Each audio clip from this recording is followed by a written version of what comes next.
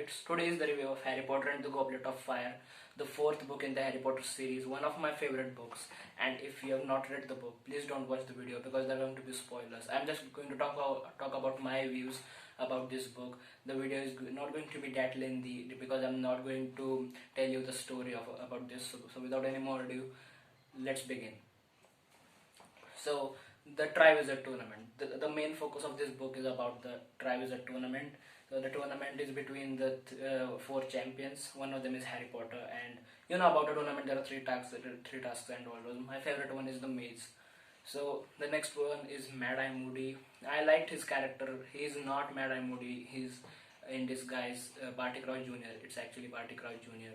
And he acts like he is the true Mad-Eye Moody. He's so natural. His character is just so natural because he acts just like Moody. Then Dobby. One of my favorite parts about this book is Dobby, and Dobby has returned in from the second book, and I really love his character. He loves Harry just too much, and I like that they brought him back, and he helps Harry a lot. He gives him the ghillie-weed, which helps him survive underwater in the second task and all that. There are these four characters, the four champions.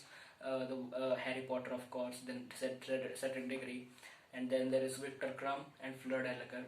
So Victor Crumb is from Durmstrang, which is another school. I like that we get to know other schools beyond Hogwarts which are there in the world. And then the Unforgivable Curses. I know that you know about them. They are the three curses, like the Imperious Curse, the Killing Curse, and the Cruciatus Curse. The Cruciatus Curse is special because it is the one that almost killed Neville's parents. They are insane at St. Mungo's, and Neville goes to see them, and he's so, he's a great character, and this thing happens with him that they don't even recognize him, and he needs sympathy. Harry feels like that. And now there are more characters like Rita Skeeter and Voldemort himself, because Voldemort has returned now. And first let me talk about Rita Skeeter. She is the worst witch I've ever seen in Harry Potter. She writes anything, she just insults and ruins lives of people. I know that you know that. I just wanted to talk about her. And Cedric Diggory, who is a good boy, a true Hufflepuff, and Hogwarts' true champion. Harry Potter is not Hogwarts' true champion because he didn't want to go to the tournament. It was Barty Crouch Jr. who put his name. Even though he has won, I think Cedric Diggory is the true Hogwarts champion. Just like my Malfoy's badge says, support Cedric Diggory, the true Hogwarts champion. I am from Malfoy's side.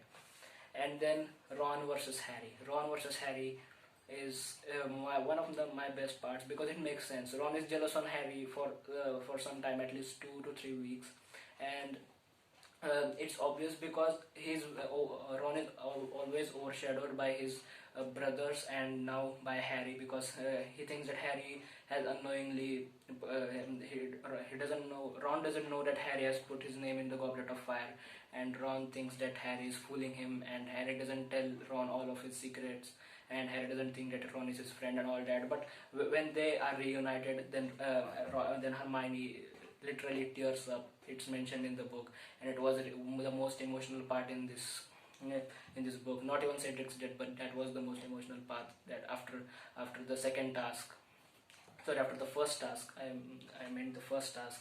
After Harry is injured because of the dragon, and then Ron comes and he apologizes. Then Hermione tears up, and all that is so emotional.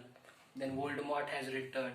Truly, all this time in the first 3 books, we thought, yes, Voldemort is dangerous. We should not take his name. It's dangerous.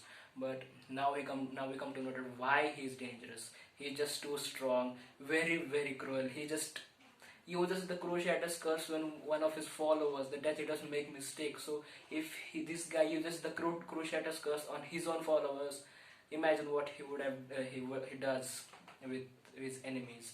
And the duel between Harry and Voldemort, and then there is a reason why Voldemort comes back. There is a very complicated and very good reason why Voldemort comes back. The very important plan of Voldemort to make himself come back to life in his full strength. And then Barty Crouch Jr. explains everything when he drinks the Veritas serum. And that is the best part, that why Beta Jorkins was missing, why Winky found Harry's wand, and why everyone thought that Winky was conjuring the dark mark, why Barty Crouch Senior is mad, and all that. what happened to 𝙤𝙗𝙗 Sr. when Dumbledore came down to the grounds and he was disappeared, and Mad-Eye Moody is actually Barty Crouch Jr. So all this is tied up very well in the last chapter. It's not the last chapter, but it's one of the last 3 chapters, I think, 𝙤𝙤𝙧𝙾.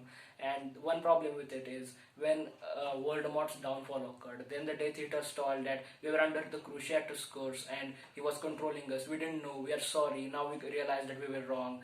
Then why didn't these ministry people or these Aurors use the 𝙤𝙤𝙧𝙾 on these Death Eaters to come to know the truth? Because Malfoy's just escaped Azkaban because they just told that we were under his control. But why didn't the Aurors use the 𝙤𝙤𝙧𝙾 on these Death Eaters to come to know the truth instead of just leaving them? So the story is very beautifully written, tied up all these things like Beta Jorkins and Madness of Mr. Crouch, and all that is just tied up to bring back Voldemort to life. And Voldemort's character is so cruel. I like that. I just explained to you. So I think it is one of the best Harry Potter books. Very well written. Goodbye. I'll catch you in the next video.